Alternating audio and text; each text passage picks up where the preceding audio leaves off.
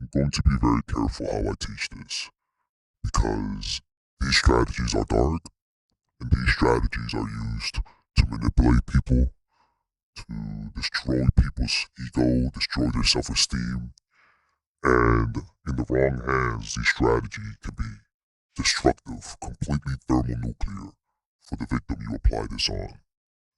So I'm going to give you a non-pimp version of this because we, at the end of the day, use this system to bring women into our fold. And it's through pain and pleasure.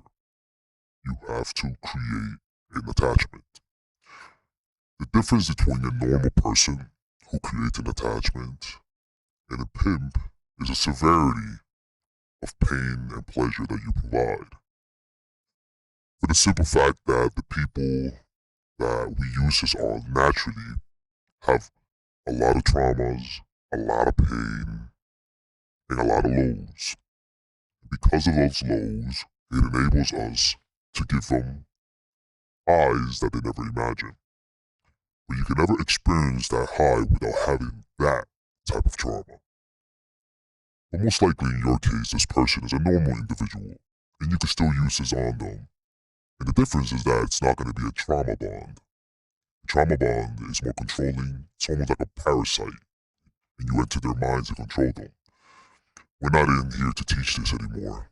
I've paid my dues. I've asked for forgiveness. And there are some things that just cannot change. But with these videos, I want to help guys improve their dating lives. Because every time any guy asked me for dating advice while I was working, while I was doing what I was doing, it seemed to hit different for them. Well, because our advice is based on experience, we see the results in every sense of the way. So let's begin with this.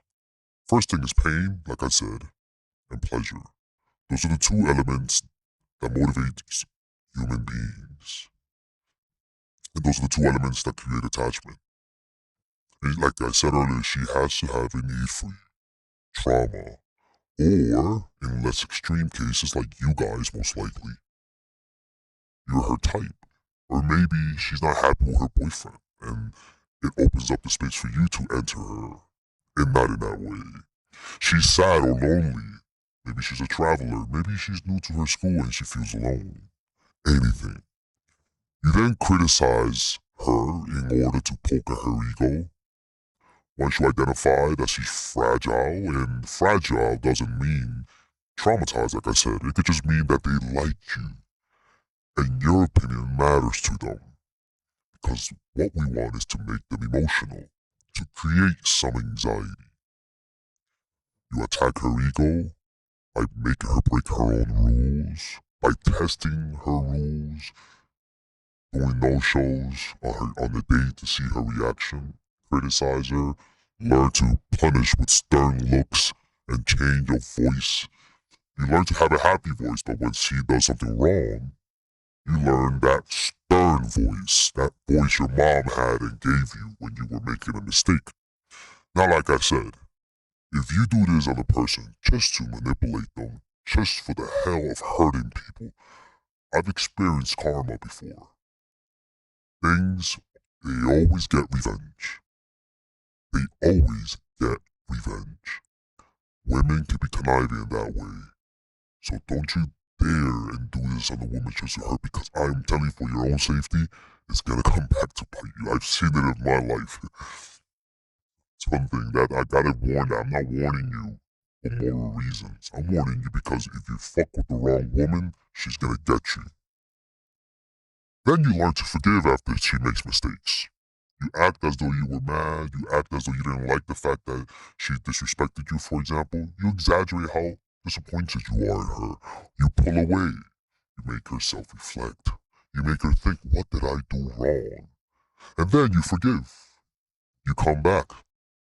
You act like nothing happened, which throws her off guard. Most guys usually are very vindictive as well. Most guys usually get mad and take a few days to get over it. You, on the other hand, you criticize her for something that you don't like, you look mad, and then the next day you come back with a gift.